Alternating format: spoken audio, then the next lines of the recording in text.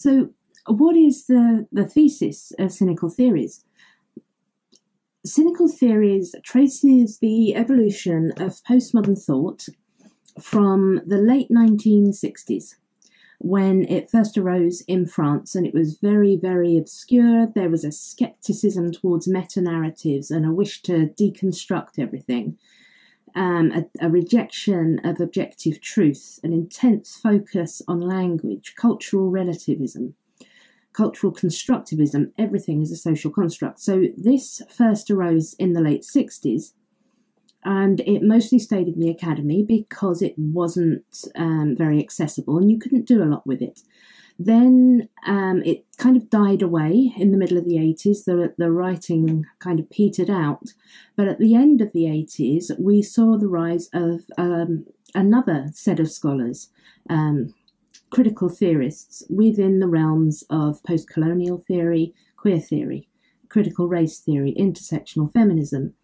And they started developing these theories on those postmodern ideas, but they wanted to make them usable for activism. So we called this development applied postmodernism. Now that scholarship has built on itself until it's established quite a strong body of work, which gives it credibility as knowledge. And in the last 10 years, we argue, it has really solidified itself and become much simpler, much more dogmatic. It is now claiming that those ideas of the original postmodernists that were intended to be skeptical of meta-narratives, it's now become a meta-narrative, and it's being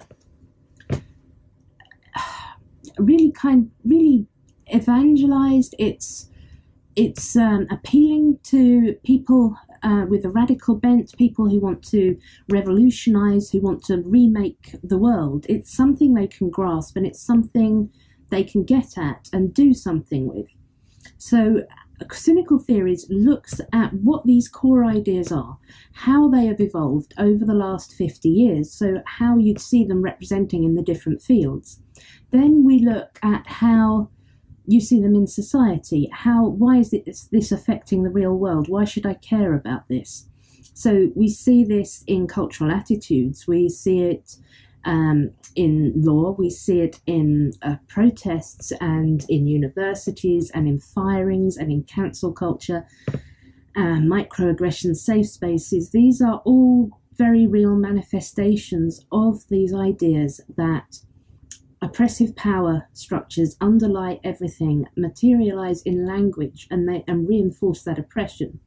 Then we finish the book by arguing how people can push back against this, because there's the fear for so many: if I criticize something that calls itself social justice, surely I'm opposing social justice. Who would do that? So we want people to be able to say, I don't believe that the critical social justice movement can achieve social justice. And I want to push back at that with a liberal aim, with a humanist aim, with a universalist aim, any framework at all, really, in which humans care about their fellow human beings. The people who don't want to be